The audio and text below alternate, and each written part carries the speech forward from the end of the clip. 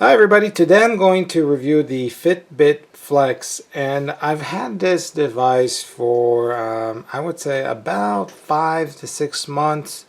I don't like to review something that I'm not too familiar with right away. I like to test it out and see how well it does for me. And at about 5.5 months, this device failed.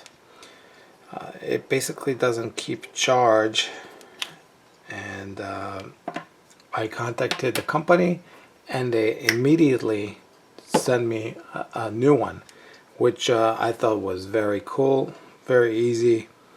And for that reason, I'm going to do also an unboxing while I'm talking about the pros and cons of the Fitbit.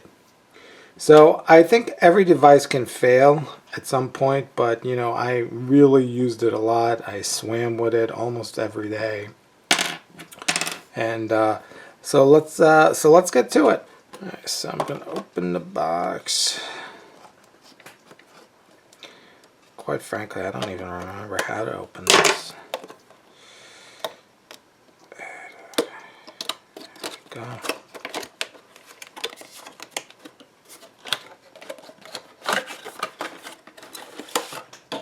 So it comes with the device on a pedestal, and I believe, yeah, this is the big one, the big wristband. It also has a smaller one in the box right here. So let me open the box.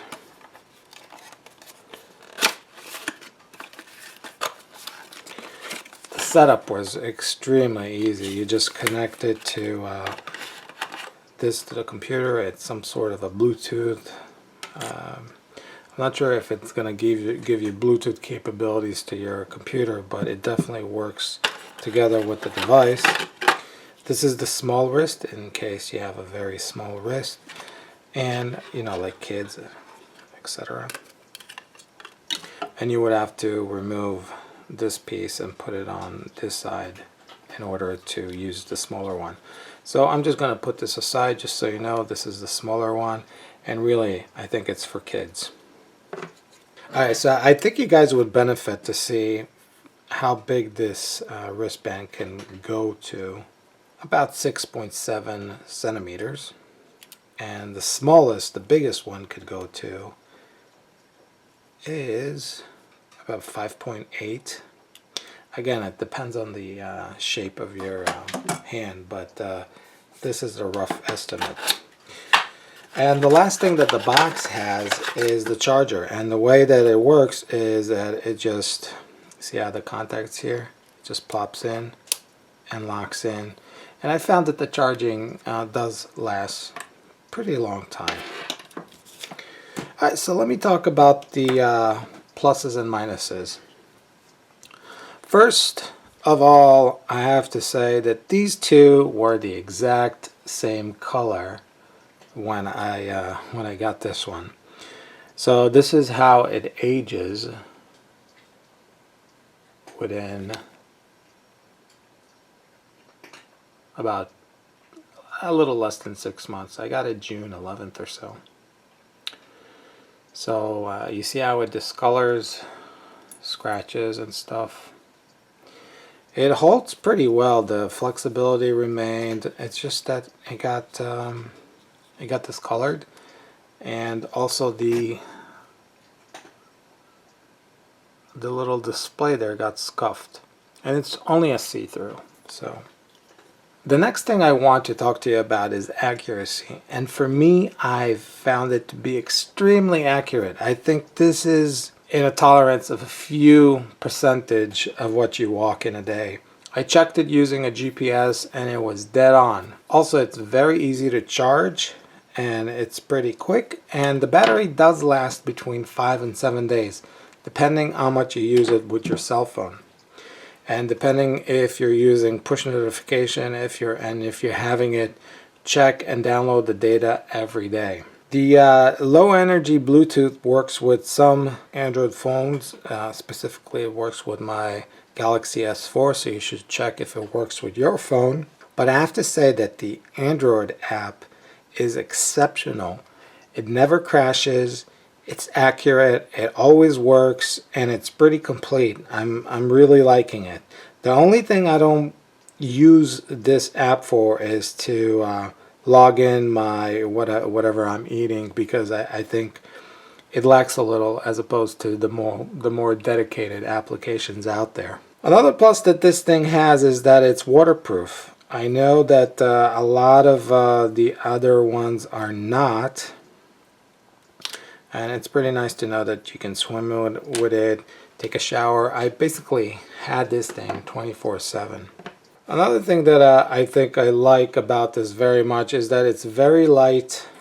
This thing is so light. Let me show you how light this thing is. The tracker itself is between 2 and 3 grams, and the wristband, the big one, is about 10 grams, totaling 13 to 14 grams.